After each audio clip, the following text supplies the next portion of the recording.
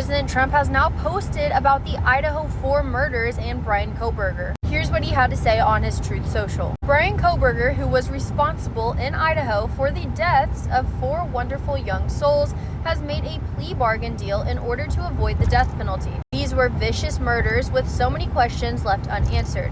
While life imprisonment is tough, it's certainly better than receiving the death penalty. But before sentencing, I hope the judge makes Kohberger at a minimum explain why he did these horrible murders. There are no explanations. There is nothing. People were shocked that he was able to plea bargain, but the judge should make him explain what happened.